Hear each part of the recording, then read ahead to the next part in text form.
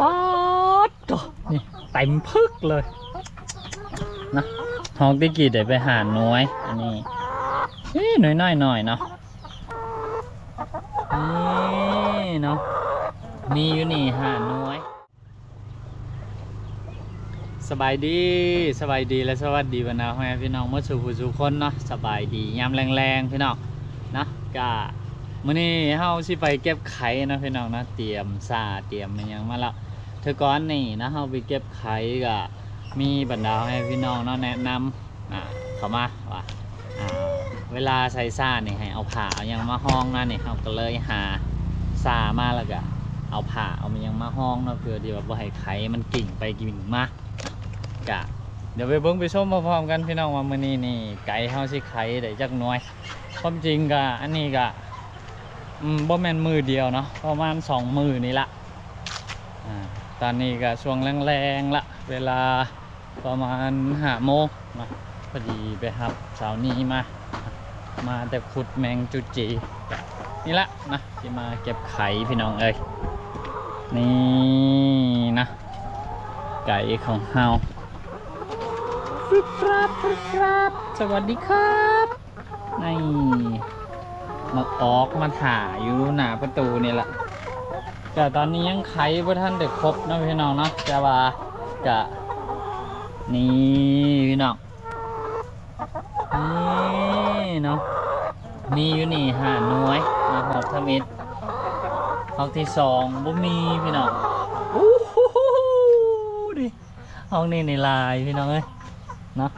โคตรเนาะห้องนี้นี่หลายพี่น้องเกือบเต็มเลยแล้วก็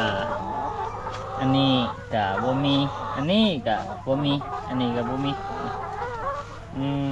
โตที่มันเป็นแก๊สจังซี่น่ะพี่น้องแบบมันไก่มาเหยียบแล้วมันจีกมันนั่นตลอดเขาก็เลยเอานี่เอาโตตุกน้ำตุกยางที่มันแตกมันนั่นเนาะใส่น้ำใส่นั่นบ่ได้แล้วมาใส่แต่ว่าแก๊สโตสูงนี่นะไก่มักมาไข่หลายก่อนเพิ่นเนาะคือสิไข่อยู่แต่อันนี้กับอันทำอิฐหัดเนาะ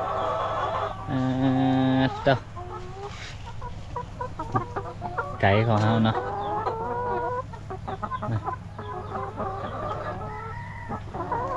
ไข่นี่ก็บางน้อยก็เริ่มใหญ่แล้วได้พี่น้องนี่นะคือจังในนี่ใหญ่แล้วก็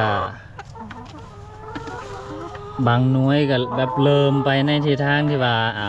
คอยใหญ่ขึ้นนะเนาะซึ่งอาหารที่เฮาใส่เนาะบ่ได้แม่นอาหารสำเร็จรูปเด้อพี่น้องเด้อเป็นโตที่เฮาเฮ็ดขึ้นเองเนาะนี่อันนี้เป็นข้าวโพดบดเนาะผสมกับฮัมผสมกับฮันนี่เนาะมาให้มันกินก็ตอนนี้เนาะมันยังไข่บ่ครบทุกโตพี่น้องไก่เฮามีทั้งหมดอยู่23โตเนาะก็มันไข่ยังบ่ทันครบเถอะตอนนี้คันตีเป็นเปอร์เซ็นต์ก็น่าจะอยู่ประมาณราวๆ10ปลายกว่าโตเนาะบางมือก็ไข่14 15เนาะบางมือก็ไข่11 12นะเดี๋ยวมื้อนี้มาเบิ่งพร้อมๆกันพี่น้องว่าเฮาสิได้จักหน่วยนะนี่พี่น้องเก็บไข่มื้อนี้มาผู้เดียวเนาะน้องเมย์บ่สะดวกมา1 หน่วย2 หน่วยหน่วยนี้ใหญ่เลยพี่น้อง3 หน่วยนี่4 หน่วย5 หน่วยนะนี่พี่น้อง5 หน่วยคือหอกที่2นี่บ่มีคือแบบเวลาไก่ไข่เนี่ยมันเลือกหอกพี่น้องมาเบิ้งอันนี้เนี่ยพี่น้องป๊อดนี่เต็มพึกเลยนะหอกที่กี่เดี๋ยวไปหาหน่วยอันนี้หน่อยเนาะ6 หน่วย7 หน่วยนะน้อยโอ้โหไข่แตกแล้วไก่8 หน่วยเดี๋ยวจะหน่วยละไก่ก็มากวนนะ1 2 3 4 5 6 7 8 เก่าน้อยนะได้เก่าน้อยแล้วพี่น้องเดี๋ยวนับเบิ้งพร้อมๆกันนะว่าเขาสิได้ทั้งหมดจักหน่วย11เริ่มใหญ่เลยได้เนาะ12 13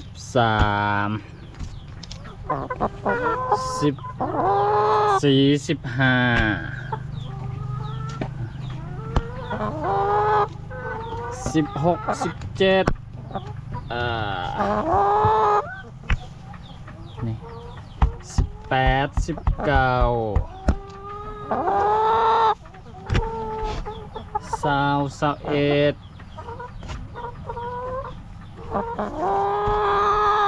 22 23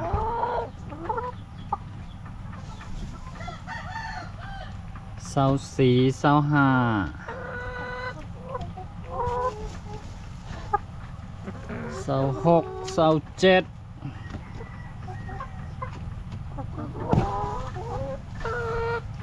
28 29เนาะ29น้อยพี่น้องในนี่ก็บ่มีละนะนี่นะ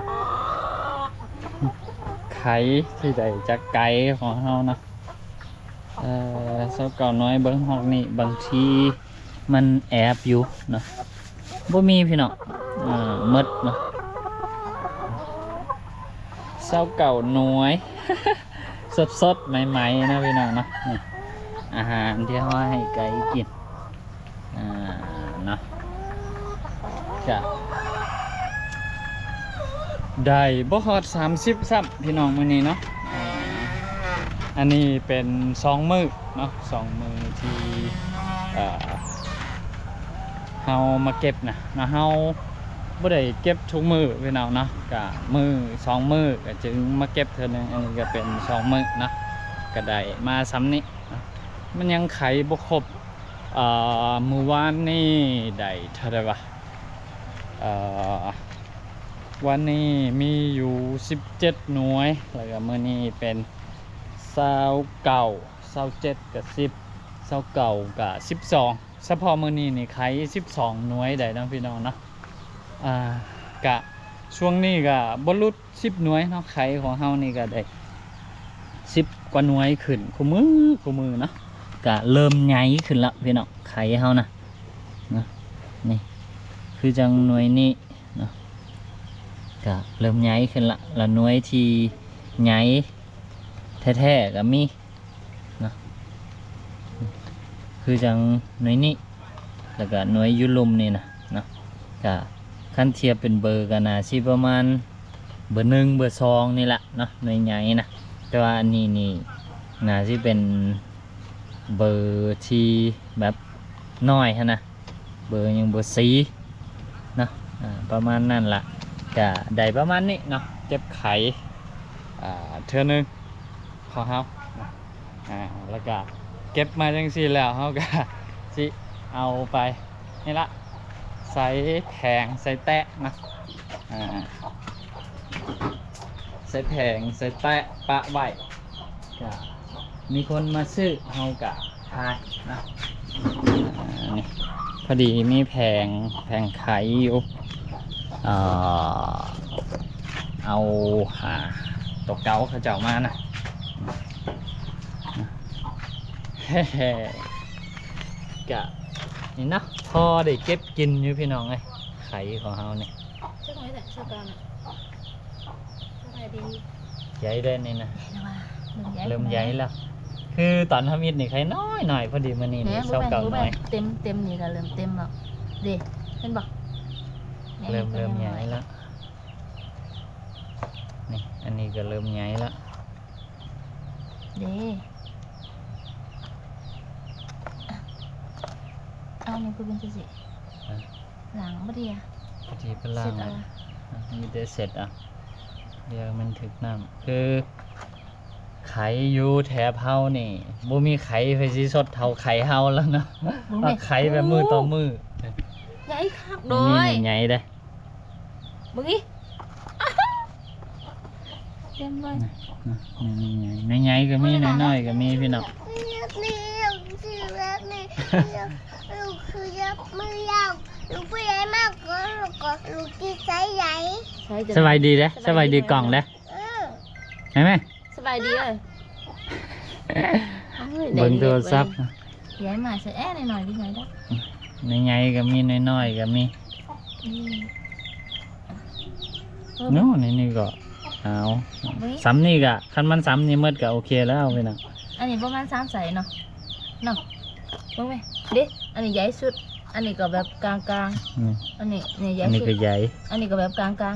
ๆ3ใส่อันนี้ อัน นะ นี่จะนี่ก็ใหญ่แล้ว นี่ก็น้อยสุด เอาหมดละโอ้บ่เต็มพี่น้องเหลืออีกอันหนึง เต็มเราก็เอาไปบ้าง จนหลายก็แม่นผู้นี้ละพี่น้องกินนะ มันบอกให้ผู้ใดกินไข่ ผู้ใดกินไข่ ยกมือขึ้นผู้ใดกินไข่ยก ผู้ใดกินไข่ดุ ลูก ลูกก็มาให้นั่งกิน เห็ดข้าวผัด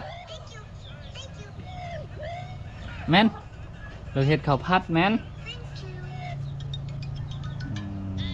นะจะประมาณนี้พี่น้องเอ้ยเนาะเก็บไข่คือช่วงนี้นี่ก็พอได้เก็บไข่กินอยู่นะก็กินก็ช่วงแรกๆก็กินได้หลายอยู่เนาะพี่น้องแต่พอมันไข่มาทุกมือมือละ10คนหน่วยที่กินเท่ากับเริ่มกินบ่หมดนะช่วงแรกๆที่มันไข่นะที่มันไข่มาเฮากับยายพี่ยายน้องผู้ละ4 5หน่วยนะปั่นกันชิมเบิ่งก็ว่ารสชาติมันนี่เป็นแนวใดก็คือไข่เนาะ ไข่ก็คือไข่ นะก็ที่แรกเขาก็คิดว่าเขาเลี้ยงแบบ